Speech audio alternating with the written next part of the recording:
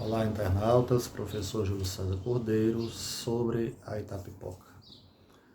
No vídeo de hoje nós iremos conversar sobre a transferência da sede do município da Imperatriz para o então Arraial de Itapipoca, que ocorreu por meio da Resolução 1111, datada de 3 de novembro de 1862, no século XIX. Então, em vídeos anteriores, a gente já conversou sobre os primeiros habitantes, os primeiros portugueses que aqui chegaram, a criação do sítio São José, sua transformação em povoado, sua posterior transformação em povoação e, consequentemente, a sua emancipação política em 17 de outubro de 1823. Recentemente, nós também conversamos aqui no canal sobre o desenvolvimento político e econômico do então município da Imperatriz. E ele teve esse desenvolvimento econômico, ele teve um certo apogeu na década de 60, a partir da década de 60 do século XIX, né?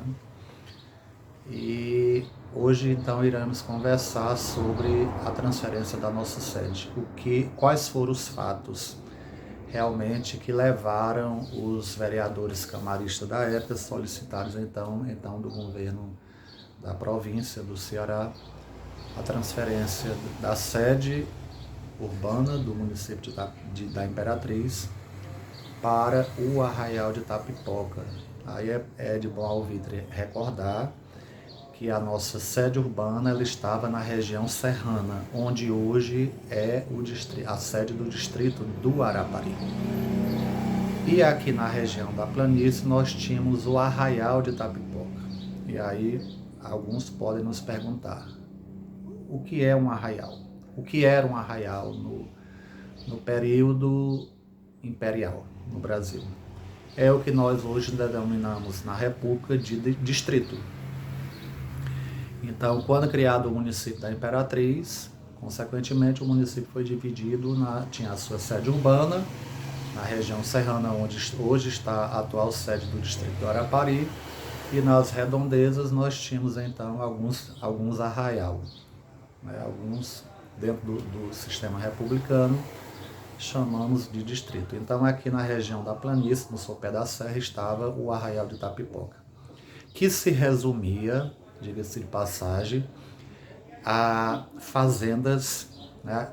Algumas fazendas, como a fazenda de algodão de plantação de algodão do Coronel Bento Alves, que era o mandatário político de então, os armazéns, né, de onde era colocado o algodão, que era comprado pelo comerciante Vicente Xavier de Lima. Então, esses dois cidadãos, somado a alguns outros moradores, poucos fazendeiros, na realidade, do Arraial de Itapipoca, acharam por bem solicitar às autoridades constituídas da província do Ceará essa transferência de sede de município. Dado as dificuldades de acesso da região serrana para o Arraial de Itapipoca e, consequentemente, até o porto do Mundaú, onde era, então, exportada a nossa produção, né, do algodão e outros derivados da cana-de-açúcar, o café, a carne de charco, entre outros. Então o acesso aqui era bem mais prático, né? Bem mais viável. E, consequentemente, somado, melhor dizendo, a essa situação, estava a questão, o interesse particular dos poucos fazendeiros que tinham fazendas estabelecidas aqui na planície, no Arraial de Itapipoca, e o comerciante Vicente Xavier de Lima, que tinha os seus armazéns de algodão, de estoque de algodão, ali naquelas casa que hoje fica por trás da igrejinha de São Sebastião. Então, de fato ocorreu, né? Por meio dessa resolução, o governo da província atendeu prontamente à solicitação da Câmara de Itapipoca. Naquela época nós não tínhamos prefeitura, Os municípios tinham câmaras, né, de vereadores. E o presidente da Câmara assumia também a função do que hoje nós chamamos de prefeito, que é o executivo municipal.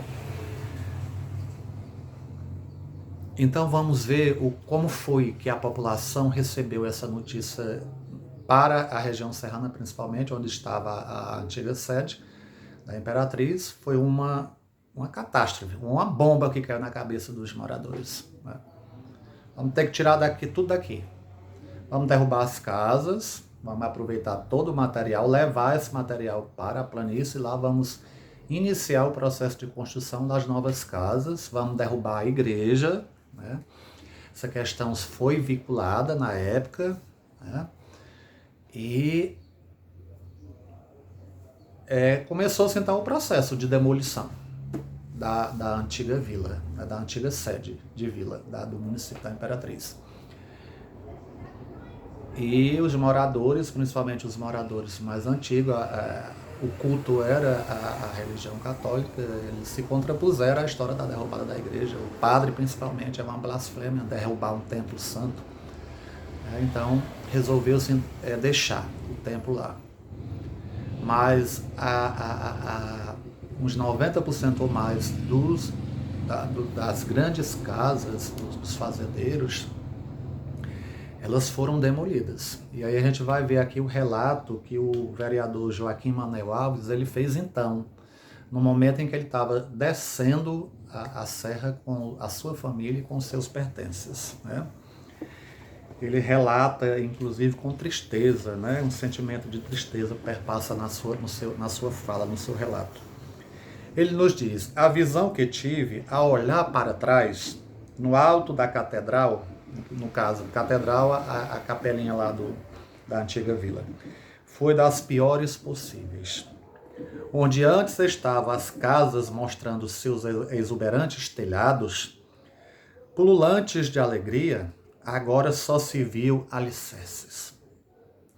Mas parecendo que aquele lugar estava pronto para se construir. Nas janelas das poucas casas que sobraram, poucas pessoas se debruçavam. Nem parecia Vila Alegre, onde as moças expunham seus ventres alvos e os moços fumavam seus cigarros junto aos cavalos que cochilavam. Vi Dona Chiquinha na janela, uma velha viúva quase cega, que foi deixada pelos filhos com uma jovem escrava muda, que foi incumbida de cuidar da velha. Então, pela fala do vereador Joaquim Manuel Alves, né, relatando aqui o momento da sua partida da antiga sede, a gente percebe claramente a catástrofe que aconteceu naquela sede de município. Demoliu-se praticamente quase todos os casarões da época. Sobraram, como ele tão bem nos diz, pouquíssimos casarões. E o sentimento que ficava, então, era de tristeza, principalmente dos moradores que estavam partindo, deixando para trás toda uma história construída, né? Lá a partir do sítio São José, ainda no século XVIII. E aí, de repente, a gente vai destruindo tudo, sabendo que os nossos antepassados estavam sepultados naquela capela. Então a gente deixa para trás toda uma história que quase que se consumiu no final em alicerces, né, de casarões antigos que foram demolidos. E aí então esse pessoal vem para a planície e aqui começa então a se construir as suas residências, né? Eles foram gradativamente ocupando espaços, casas que ainda estavam em estágio de construção, e então ficavam alojados em casa de familiares, né? Em casas ainda em estágio de construção, ocupava apenas os espaços já cobertos e fechados. Isso tudo está no relato do vereador Joaquim Manuel Alves. E aí a gente se pergunta, por quê? Por que destruir uma sede, né, fazer todo um processo de destruição realmente, e destruir a própria memória, né, de um povo, de uma região. Que interesses realmente eram esses que estavam por trás de tudo isso, né? Claro que o interesse político-econômico dos grandes fazendeiros, principalmente de quem estava com fazendas estabelecidas aqui na planície, no Arraial de Itapipoca. E o grande mentor dessa história foi, de fato, o coronel Bento Antônio Alves e o comerciante Vicente Xavier de Lima. Eram os seus interesses. As fazendas do Bento Alves compreendiam as terras, hoje na atualidade, as terras do sítio Sanharão, pegando toda essa região que vem o bairro Fazendinha, a bairro Alto Alegre, bairro Mourão, descendo na direção das Encruzilhadas e Poço Verde. Todo esse território era a fazenda do coronel Bento Alves, produtor, inclusive, região produtora de algodão e de cana-de-açúcar. E o Vicente Xavier de Lima, logicamente, que também, qual era o seu interesse?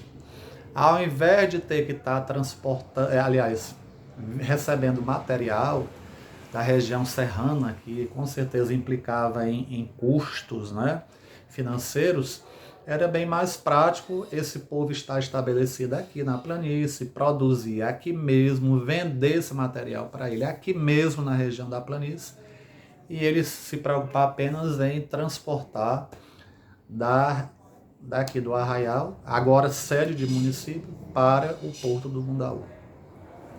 Eles usaram como artimanha o discurso, né? Sempre tem um discurso falso por trás dessas questões políticas, de que aqui passaria uma estrada que cortaria Sobral-Fortaleza, né? Direcionando, ligando Sobral-Fortaleza e passaria por dentro de Itapipoca. Então tudo seria muito prático, tudo seria muito viável. Só que a gente sabe que nada disso aconteceu, né? Essa história dessa estrada não veio assim. E independente dessa estrada vir passar por aqui, por dentro de Itapipoca, né? Isso não era fundamento para se derrubar toda uma estrutura de uma sede urbana e transportar para uma região onde eram apenas fazendas isoladas. Isso foi um prejuízo muito grande para o município, né? Podemos crer. Tanto para a antiga sede, que perdeu sua identidade, né? Perdeu seu próprio patrimônio estrutural, né, urbano, a sua condição de sede de município é rebaixada, então, à condição de arraial com o nome de Vila Velha. E aqui as dificuldades que, então, a nova sede, os moradores da nova sede vão enfrentar para construir suas residências, né, e começar uma vida urbana praticamente do nada. Foi o que de fato aconteceu aqui a partir de 1862. Somos contrários a esse fato? Somos contrários sim, porque, como já frisamos aqui na nossa fala, aquela sede poderia ter se permanecido onde estava. O Arraial de Itapipoca tinha toda a estrutura para ir gradativamente se crescendo, né? E quem sabe lá na frente conseguiria sua independência, sua emancipação política, sem usurpar, sem tirar de uma região a sua condição original. É isso que aconteceu com toda a nossa região. Lamentavelmente, essa questão de transferência de sede ela é bem característica nossa, porque um antigo distrito nosso, um antigo arraial nosso, a Santa Cruz, ela também aconteceu a mesma coisa. Emancipou-se e lá na frente perdeu sua condição de origem, de sede, de município, para então o povoado, o arraial de São Francisco, onde hoje está a atual sede do município de Itapajé.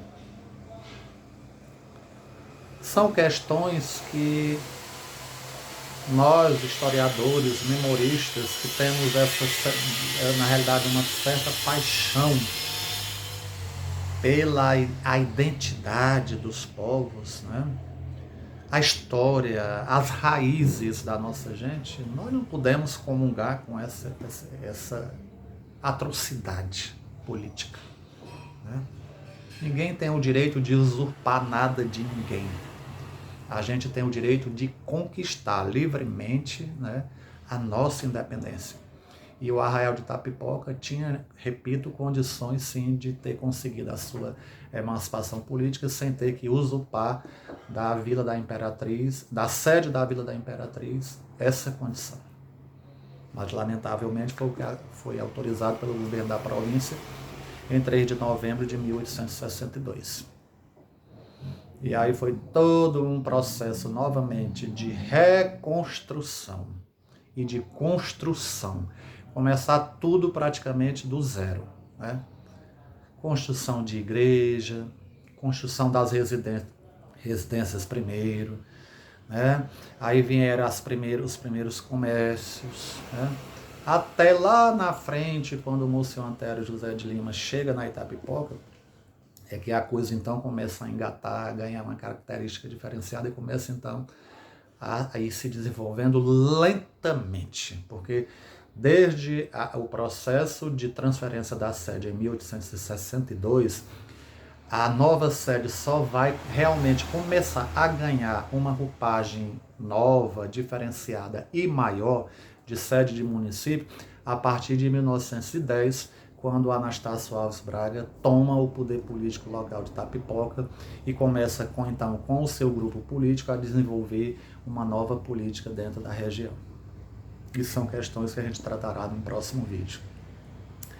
Então, caríssimos, era então o que deveríamos tratar com vocês no vídeo de hoje, né? Muito obrigado, um grande abraço.